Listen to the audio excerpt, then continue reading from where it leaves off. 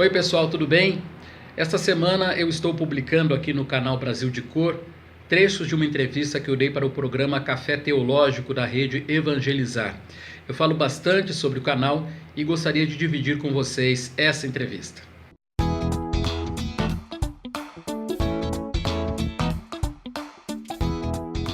Estamos de volta com a segunda parte do nosso Café Teológico aqui pela TV Evangelizar, Rede Evangelizar de Comunicação. Estou conversando com o nosso querido companheiro Erivelto Oliveira, jornalista conhecido de todos nós através da televisão. Estamos falando sobre o negro na sociedade. Quero chamar uma tela para trazer um pouco mais de informações para que a gente possa desenvolver o tema neste segundo bloco. Negros são 54% da população, mas sua participação no grupo dos 10% mais pobres do país é muito maior, 75%. Esses são dados do IBGE de 2015. Isso quer dizer, Erivelto, que esse número deve estar já maior. Está maior e existe uma outra estatística que diz que entre os mais ricos, os negros são entre 14% e 17% só. Então, é exatamente os dois lados da moeda, né? São a população, os negros são a população mais pobre e menos a população mais rica. E em função dessa questão dos negros e pardos, né, que essa designação parda, inclusive, é uma designação que só existe no Brasil. Os americanos, ou você é negro ou você é branco. Na Europa, ou você é negro ou você é branco. Então, o Brasil criou esse pardo que acaba confundindo até as pessoas.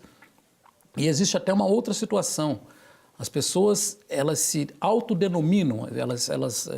Eu digo que eu sou negro. Se você é pardo, é mulato, e você quiser dizer que você é branco, você pode dizer que é branco.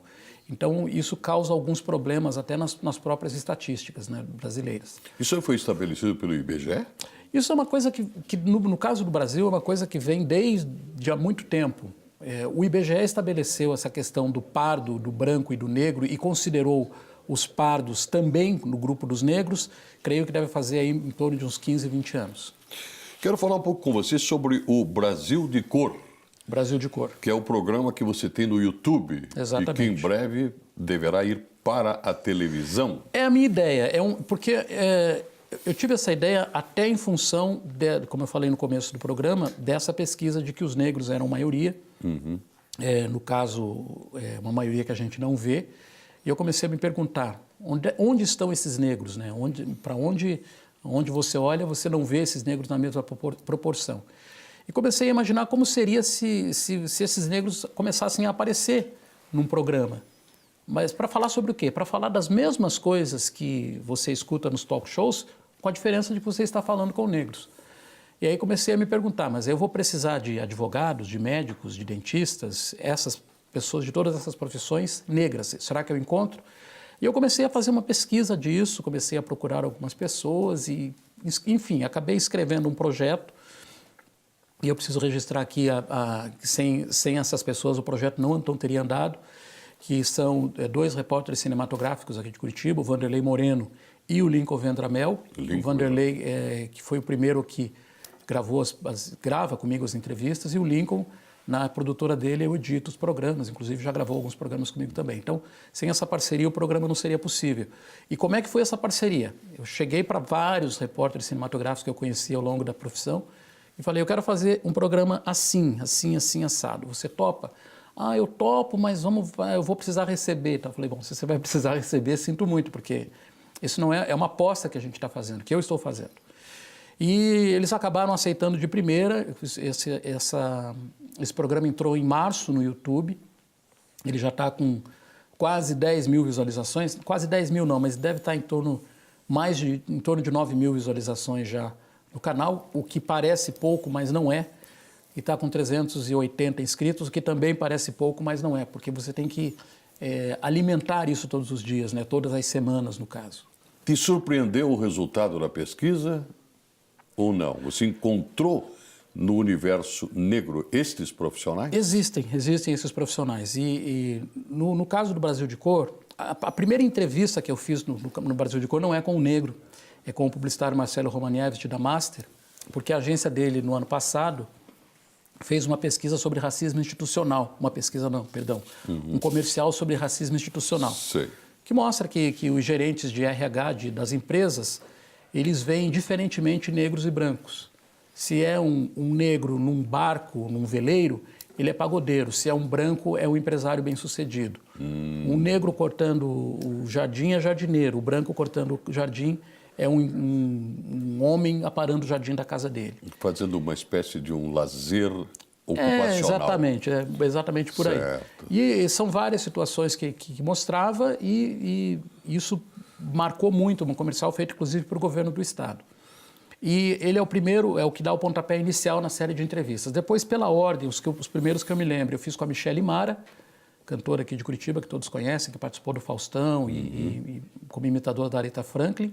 Foi a minha segunda entrevistada. Depois eu entrevistei o mestre Candeeiro. Grande figura também. Que é um ativista, esse sim é um ativista. Esse né, tem bandeira. Escreve com letras maiúsculas.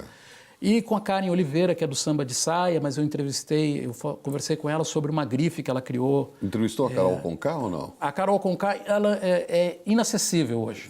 É interessante que eu tive a oportunidade de entrevistá-la no rádio, porque ela estava começando, né? Por isso que eu tive a sorte hoje ela de está inacessível. Mas eu já tentei falar com ela. Bom que está inacessível. Mais ou menos, em parte. Porque né? eu acho que as pessoas... Isso é uma crítica que eu sempre faço, né? As pessoas às vezes sobem um pouquinho e aí elas não olham mais para baixo, não olham mais para o lado, só olham para cima ou no mesmo nível que elas estão. Mas e se tratando de uma negra, vamos olhar por esse lado. Se eu chegar lá, eu garanto que eu vou continuar olhando para as minhas origens. Certo. Mas enfim, não é nenhuma crítica à Carol, é porque você não consegue falar com a Carol, né? Ela tem uma série de filtros que você não consegue falar diretamente com ela. Tem sempre a guarda real em volta. Eu entrevistei recentemente o Falcão, do Rapa, e foi de uma maneira bem curiosa, porque eu tentei falar com o Criolo, que veio no Guaíra fazer um show. Falei com 6 assessores do Criolo e não consegui. Estava na porta do Guaíra, na recepção do Guaíra, ele estava no camarim. Falei com 6 assessores, com jornalista e tal. O cara, no final das contas, ele não pode porque ele está cansado e tal, e não rolou a entrevista. E um dos jornalistas me falou assim, de repente, tenta pelo Twitter, tenta outra maneira de falar diretamente com o artista. E eu tentei o Falcão pelo Twitter. Mandei uma mensagem para ele, Falcão, você vai vir fazer show aqui com o Rap e tudo, quer gravar uma entrevista comigo? Ele me respondeu no Twitter, fala com meu irmão ou com fulano. Aí eu falei e tudo. Quer dizer, na verdade, eu não consegui falar. Ele falou, no dia do show, vai lá e fala com fulano e Beltrano. Eu fui lá na casa de shows, na sexta-feira, fiquei lá e tal. O Falcão fez o show e não falou comigo, no primeiro dia. Daí eu falei com o irmão dele, mas ele falou que ia dar entrevista e tal. Sim. É que ele chegou tarde e tal. Mas aí, no dia seguinte, ele me deu a entrevista, e é a entrevista mais visualizada do canal hoje. Erivelto, a gente pega essa questão do negro na sociedade... E a gente vai se deparar com o seguinte, você descobre que precisa fazer um trabalho para descobrir nas mais variadas profissões homens e mulheres negras que ocupam esse espaço da sociedade. Mas quando a gente olha para a nossa cultura, eu lembro de uma música Raça, que o Milton Nascimento gravou com a Fafá de Belém, ele é Tata Clementina, Grande Otelo e Cartola, e vamos pegar do futebol. Pelé. Você mesmo foi chamado muitas vezes de Pelé na rua quando você era... O Pelé também está no canal. Pois é, você veja só então. Como entender essa questão, né, de que a nossa cultura popular, ela é praticamente movida pela negritude, né? Ela é impulsionada por isso tudo. No meio da música, você também é um amante do blues, mesmo do jazz, as grandes cantoras, né? Tudo isso está revestido de negros e negras, né? Como é que a gente tem tanta dificuldade para abrir isso? Para abrir isso para outras camadas que não as celebridades. Se a gente tivesse na sociedade brasileira a mesma abertura aqui, e eu acho que talvez isso, Sérgio, seja porque tanto no futebol quanto na música, nas artes, esses caminhos eles são abertos, como dizia a música, na raça mesmo, né? No futebol... Se você não é bom, você não se estabelece. Não. Na música também, se você não é muito bom, você não se estabelece. E existe um talento natural, né, dos negros com a música e também com o futebol, enfim. Então, nas outras áreas, não é que não tenha talento também, é que é mais difícil você se impor numa sociedade onde você não tem... Inclusive, isso é uma coisa que algumas pessoas comentaram comigo, alguns entrevistados mesmo do programa, disseram que eles decidiram fazer jornalismo porque me tinham como referência, ou tinham a Dulcinea como referência, porque viam um negro nessa função. Mas aí você tem uma criança negra lá com 7, 8 anos, quer ser médica, e ela não vê um negro nunca no jornal, não vê um negro nunca numa matéria de revista, não vê... O que ela acha? Que não existe. E tem que é inacessível para ela. E a televisão brasileira tem uma coisa muito séria, né? Ela colocou em papéis de negros brancos, muitas vezes. Isso já aconteceu. Né?